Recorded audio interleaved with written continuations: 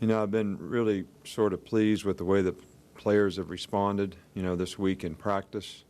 I think we have a little better sense of urgency, a little more intensity in what we're doing. We've worked, pretty well. I think when the game comes, everybody has the will to win. But I think the important thing is that you have the will to prepare, yourself to be able to play successfully, and that's through, preparation day in and day out, practice day in and day out, and practicing correctly so that you make the improvements that you need to make to become a better football player. And, we have individuals who most certainly can do that, just about everybody on our team. We can do things better from a coaching standpoint, which, we've tried to do.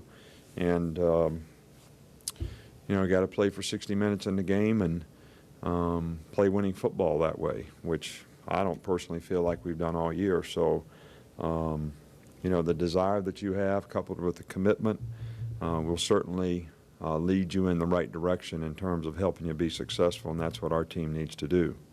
Ole Miss is, I think, a really good team. Very difficult preparation because what they're doing offensively now is not anything like what we've seen, to this point. The quarterback really creates a lot of problems and issues with his ability to run. He's a great runner and can throw it. So, option football is not something that we've seen a lot of. And, that's something that we've worked hard at. It takes a lot of discipline to play your responsibility when the ball moves, the point of attack moves.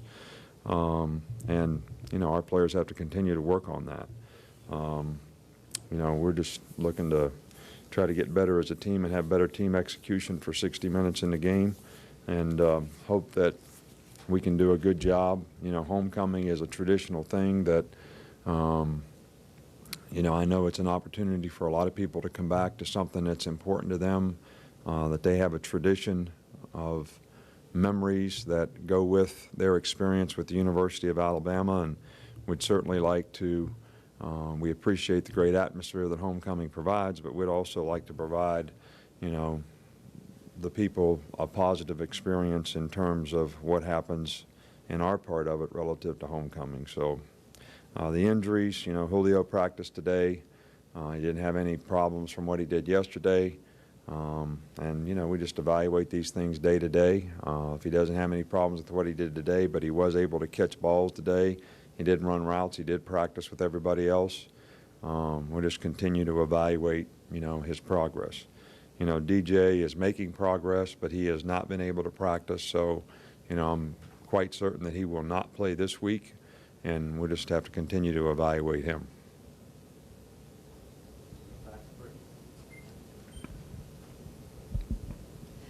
Coach, how special is it that tight end Michael Williams was able to also play defensive end in high school, and how does that prepare him for playing at Alabama?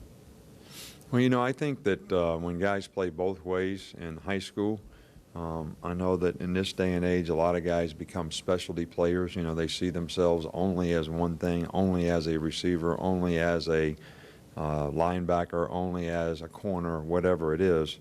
But when guys have played on both sides of the ball, I think they have a better overall big picture understanding of, concepts of football that you try to teach. Obviously, if he has to block a defensive end, he knows what he was coached to do when he was a defensive end, so that can be helpful to him being able to execute better now as an offensive player. So it just kind of expands your resource of knowledge and information so that you can develop more quickly.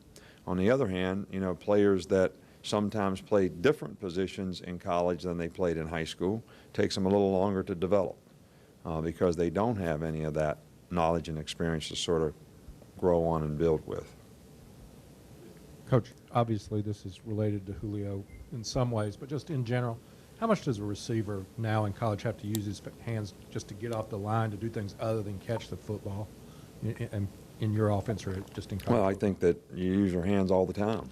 You use your hands when you block. You use your hands when you got to release off of tight coverage, especially anybody that plays bump and run. And, Miss plays a lot of cover one, a lot of man-to-man coverage.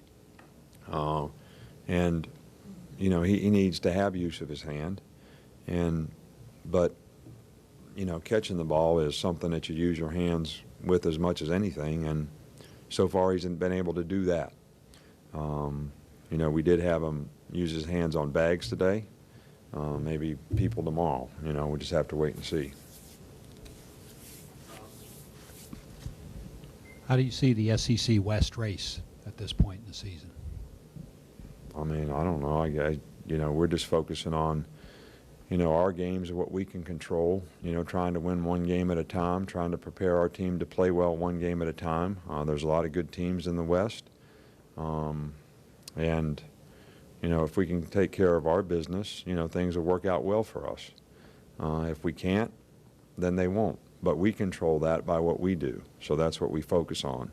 And we can't really control what anybody else does, but we can control what we do. So we have to focus on being ready to play our best football, continuing to improve, do the things with the players that we have that we can do best to give our players the best chance to be successful.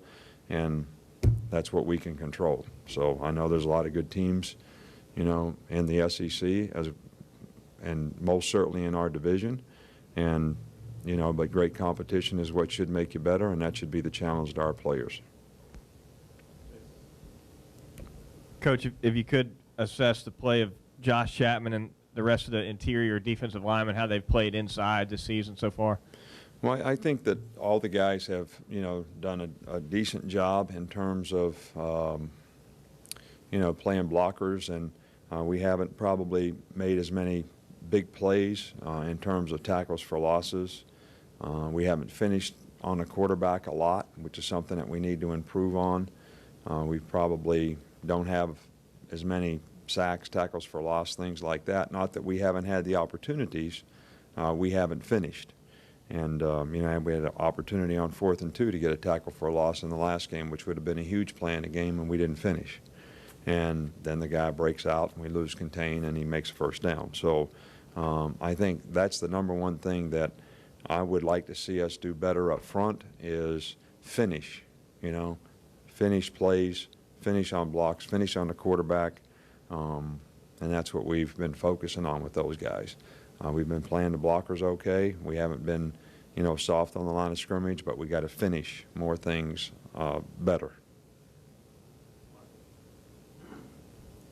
It kind of goes along the same line. Talking to some of the players this week, they talked about fundamentals. It was almost like going back to camp. Is that how you see it in practice this week? Well, I think there's some fundamental things that you can never get away from. You know, for example, tackling on defense. If you don't get your body in the right position when you finish a play, and it goes back to finishing a play, to make a tackle, you will put yourself in poor position in the game to make a tackle.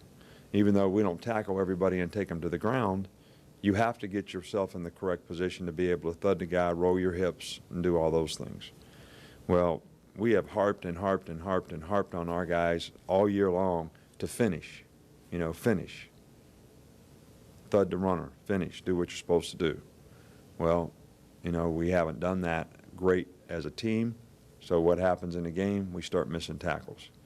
And we've just gone back and now been able to use this experience and knowledge that we've learned about ourselves, and now players are willing to respond and try to do it correctly. So hopefully, you know, it'll help our tackling.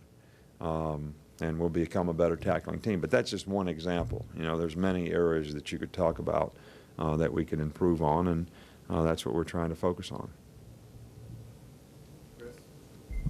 With Fluker out and Alfred moving up, who kind of takes Alfred's spot as the third tackle? Well, Tyler Love, you know, is, you know, on one side, and John Michael Boswell can play right tackle.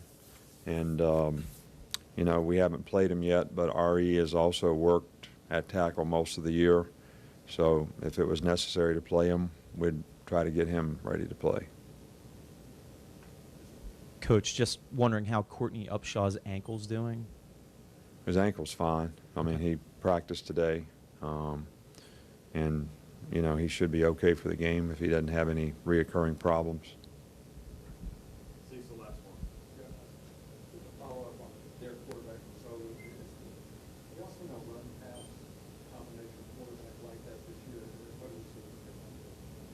Well, you know, the guy's got a great feel for, you know, running the offense that they're running now, which is more of an Oregon-style offense, you know, and it's still got a lot of the typical, you know, Houston nut things that they've done, downhill, run the power, you know, do all that stuff. But the option part of it,